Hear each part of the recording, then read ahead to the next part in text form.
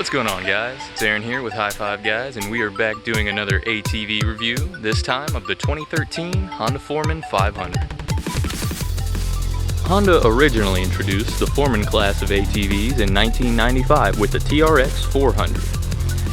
That ATV was a 397cc machine with a longitudinally mounted engine that has since become well known amongst Honda users. Although Honda's Foreman lineup of ATVs still retain their longitudinally mounted engines, much has changed over the years. In 1998, engine size was upped from 400 to 450, and then again it was upped in 2005 to where it currently sits at 500 cc's. Other changes and improvements to the Foreman along the years include a digital gauge cluster, electronic shifting, and selectable 2- and 4-wheel drive modes. While this particular ATV does not have electronic power steering, it is an option that is available for the Foreman 500. Unlike older ATVs that came with carburetors where you would have to pump the gas to get the ATV started sometimes or use the choke, this ATV is fuel injected. So just simply turn it on and hit the start button and you're ready to go. And although this is a heavier utility quad, handling and suspension are some of its strong suits.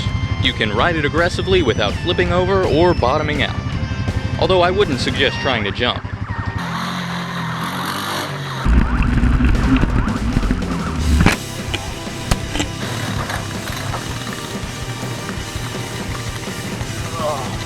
Although Honda engines have a reputation for reliability and producing good torque, the current horsepower figures of the Foreman 500 are only 28. Which sits lower than the current Can-Am and Polaris 500 machines. Before I start riding this, I just wanted to call attention to the way that this ATV looks, and that's because this was a camo edition Foreman 500, but all it really is a dipped beige plastic ATV. So the camo has been flaking off, and it's flaked almost all the way off the front fenders and most of the front of the ATV, and the only place that it really exists anymore is on the back fenders. So anyone looking to buy one of these, I would suggest getting one that's just a plain color and not the camo edition. Even though this ATV has a comparatively lower horsepower figure than some of its 500cc competitors, wide power band and decent handling allows you to still be able to rip around pretty quickly on this thing. So, I'm going to start riding it now.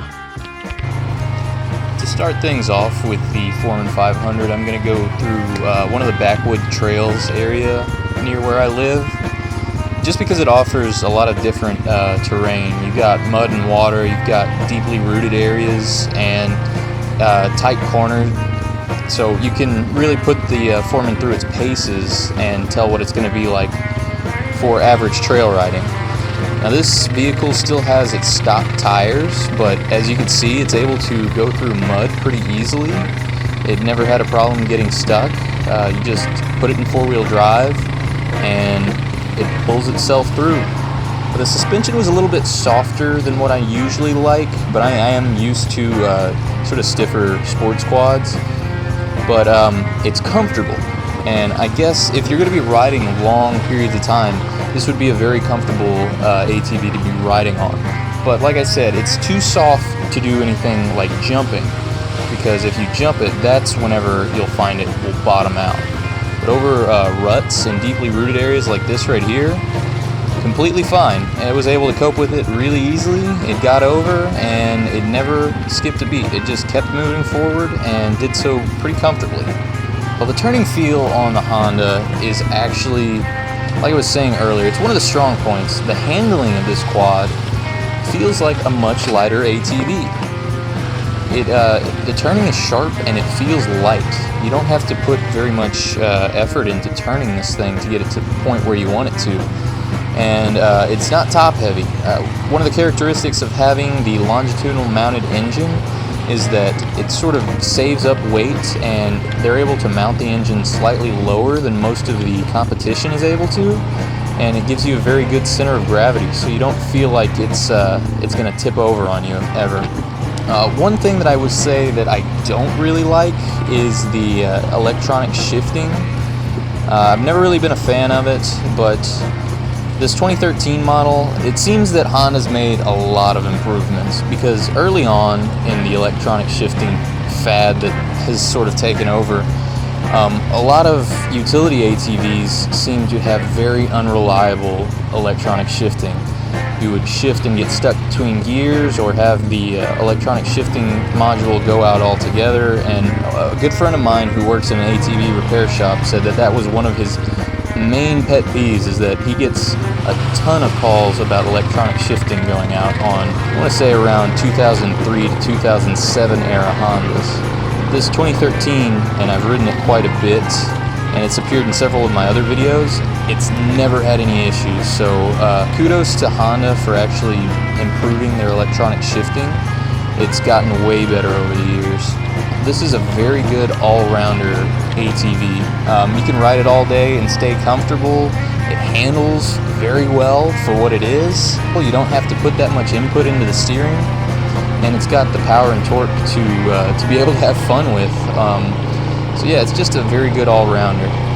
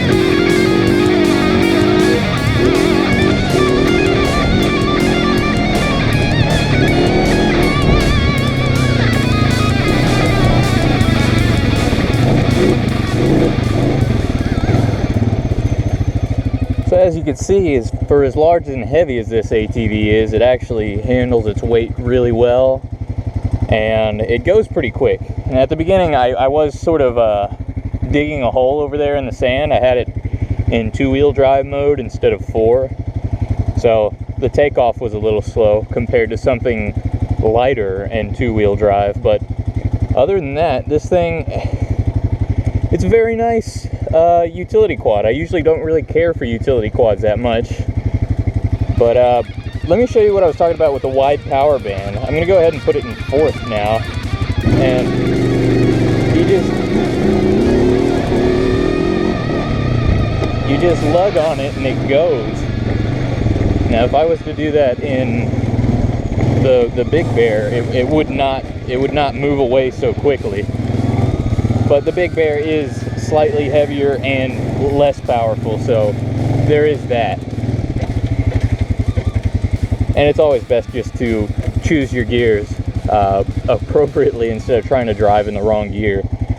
Problem that some of my friends, Sean, have when it comes to riding 4-wheelers. But yeah, this thing is very impressive for a utility quad. The one thing I will say is I have jumped it, just like over the same jump that I show in the video with Sean. And even if you land properly, it's very uncomfortable to jump. But then again, this isn't meant for that. So you use it the way that you're supposed to. You can do all the work you need to with it. It's plenty powerful. Again, horsepower statistics aren't in its favor compared to like the Polaris and the Can-Am, but it does all the work you need it to, and then you're able to have plenty of fun on it, even though it's a big utility quad. All right, well, I think that's going to do it for this review. Like I was saying on the GoPro footage, if you could hear me, this is a very good all-round ATV. It handles well. The suspension geometry is good. It's pretty quick for the horsepower and for the weight that it is. The torque curve and the power curve is what really helps it. Although it's not the most powerful, the usable power range is very wide, so you can get the most out of this thing in just about any gear. So it's I would highly recommend getting this as one of if you can only afford one four-wheeler, this is a good one. It'll do everything. You can do work with it, you can have fun with it, it'll handle well, it'll do work well, it'll pull stuff. It's not going to be too small for you. The ergonomics are good, it's comfortable. Like I said, the only thing I wouldn't do with it is try to take it over a jump, but then again, it's a utility quad. If you really want to jump, you shouldn't be on one of these. But that's going to do it for this episode, everybody. Thank you so much for watching. As always, I'm Aaron with High Five Guys, and I'll see you in the next one. I really enjoy doing these ATV videos, so I'm looking forward to doing some more.